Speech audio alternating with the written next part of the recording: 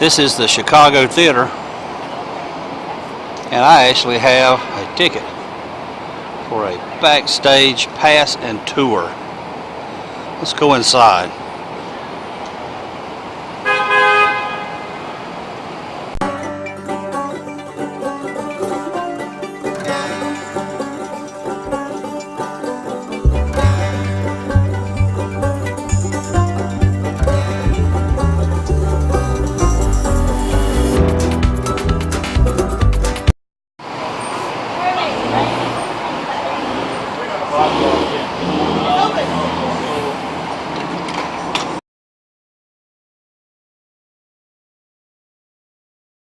Perfectly safe there. We've got security. That's why it's always, we're doing a lot of walking, ascending and descending of stairs. It's kind of nice to be a little bit more lighter in your weight as well, so you're not carrying backpacks around.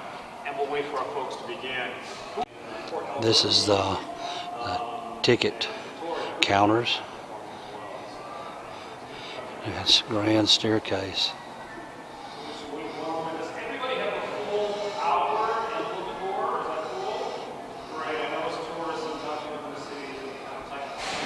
Escapist themes. We are currently standing in a French Baroque style. We are standing in a replica of the Chapel of Versailles in Paris, France. So this is what it looks like in Paris, France, at the Chapel of Versailles.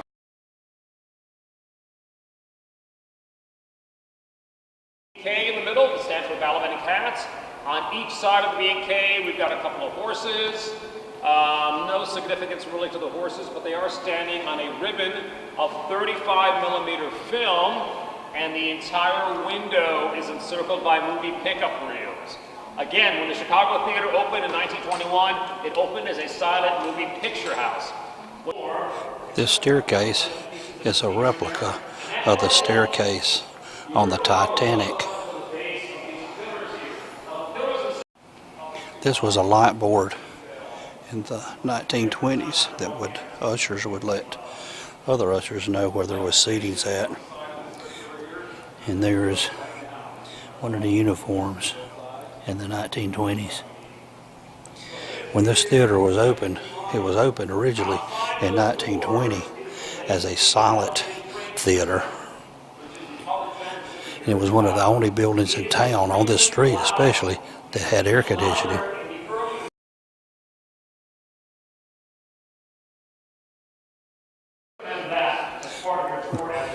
This is one of the wings in the theater. Major renovations in its lifetime. The first was in 1932, which was basically cosmetic. They prepared the theater for the 1933 World's Fair.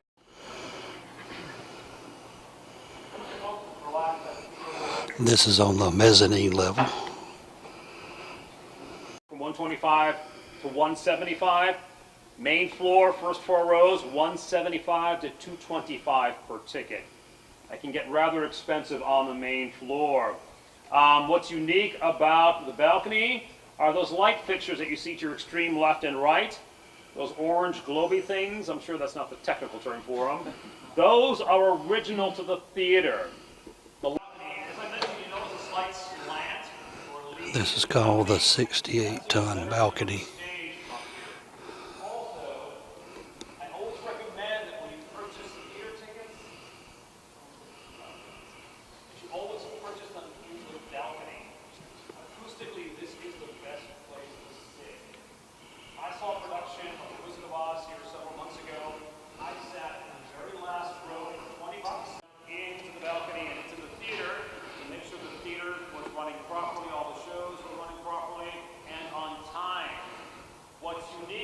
That little cutout under those chairs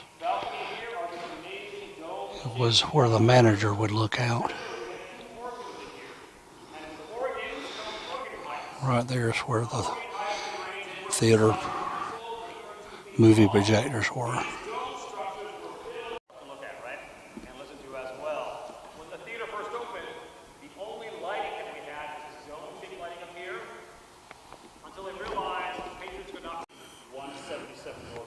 There is the original Wurlitzer organ that was here in the 1920s, and they still use it today.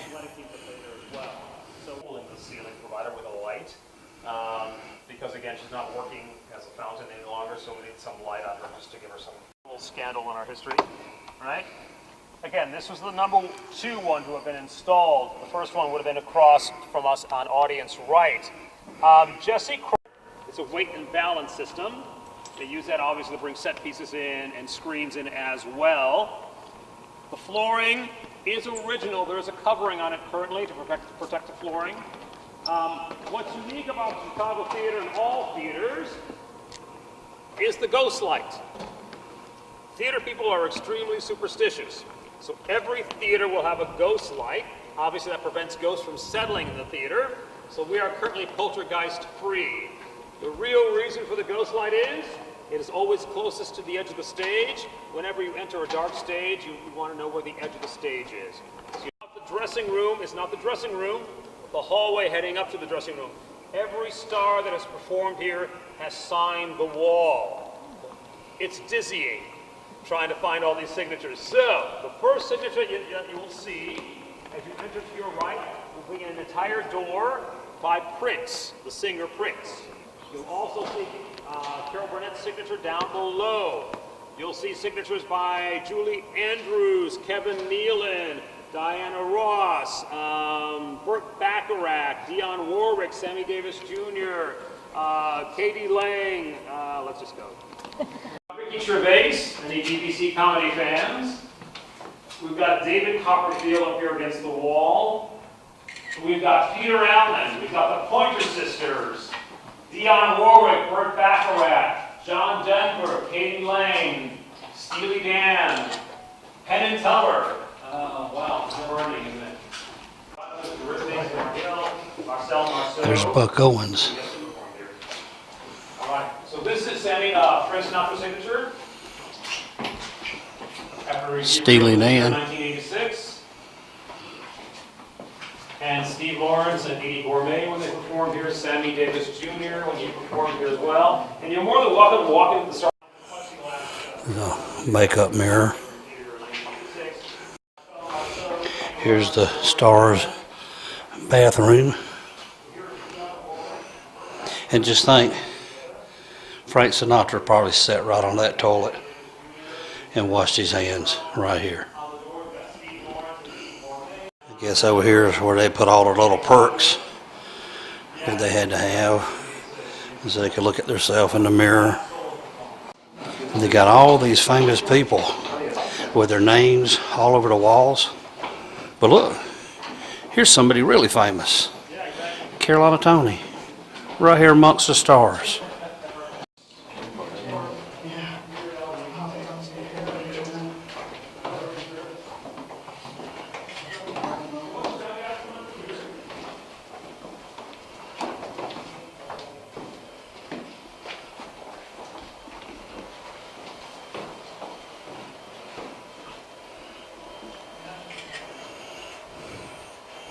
Bob Hope.